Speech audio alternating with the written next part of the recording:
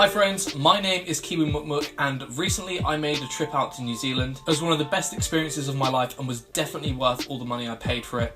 But sometimes budgeting for a trip like this can be quite difficult, which is why I'm here today to give you a budget breakdown of my trip and how I planned everything out. First of all was figuring out my daily budget, including all of my expenses and accommodation. I generally paid between $25 and $35 per night for accommodation, and after I had this figured out, it allowed me to figure out how much more I would need for the rest of my trip. I planned for a 35-day trip around New Zealand, and from looking online, some places were recommending that I budget between $50 and $60 a day, and some places were recommending that I budget up to $200 per day. This is all completely based on how you travel and your own personal travel style, which is why I highly recommend you go to budgetyourtrip.com/New Zealand. It's a cost calculator and it just helps you figure out your own travel style and how much you would be spending per day. I personally budgeted £110 per day, which across the 35 days added up to a grand total of 3,850 New Zealand dollars or 2,048.76 British pounds. This was pretty much perfect for me, as the days where you do hikes or go and look at museums, you're only spending between $50 and $60 per day. This left me enough funds on the side to do big stuff like going for a skydive, which cost me $628, or just going for a luge, which was $60 for an afternoon.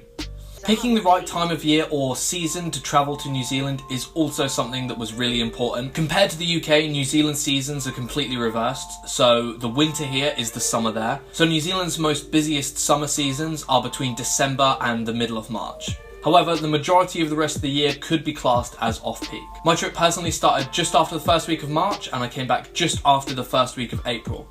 So I wasn't quite in off-peak, but it wasn't quite during the main hectic point of the peak season. The first thing I properly bought for my trip was my flights.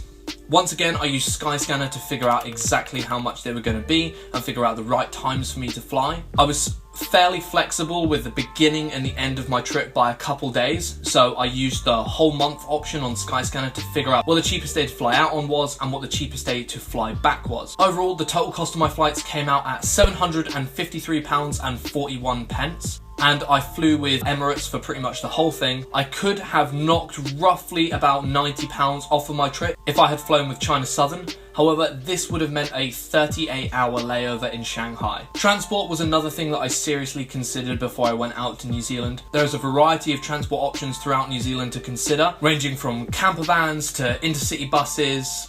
There's also the Stray bus and the Kiwi Experience bus. Stray buses are an all-inclusive package, so you book your accommodation and your bus pass and all of that stuff pretty much all together, and that just comes out at one large total cost. However, I personally went with Kiwi Experience, which is just the price of the bus pass. There's also loads of different routes you can take around the country, and one of the main draws to me is that they have a specials page on the front of their website, and I actually managed to save about 43% on my trip. I bought the Funky Chicken Pass, which runs from the North Island from Auckland all the way down to the South Island and then back up to Auckland. That was originally 1,159 New Zealand dollars. But because of the discount I got, I actually only paid $630 for the pass. The Kiwi Experience bus works on a hop-on, hop-off style.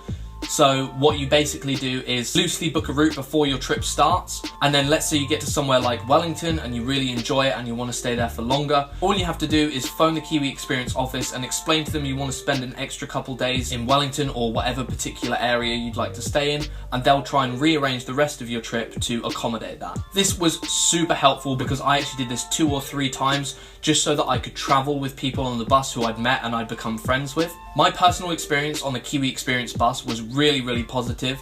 I found that all the drivers were super well informed about the area, and I learned quite a lot about the country that I didn't know before. On top of that, I met loads of like-minded people, some of which I'm still actually in contact with. And another great thing is that the bus drivers will send around clipboards, and activities like bungee jumps and skydives will be subsidised by the company, as well as they'll send around accommodation options which you don't necessarily have to take.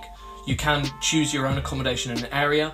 However, some places like River Valley, you do have to stay in that accommodation because that is the only accommodation in the area, although that wasn't too expensive. All in all, the grand total of my trip was 5,896 New Zealand dollars and 82 cents, or £3,134.75.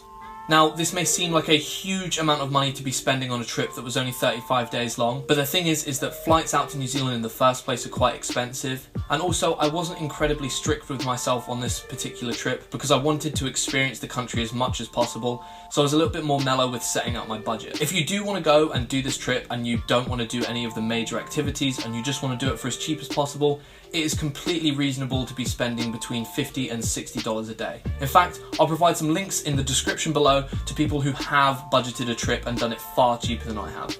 I really hope this budget breakdown helped you guys out. If you enjoyed the video, then please give it a thumbs up. And if you enjoy the content that I'm bringing out here, please consider subscribing.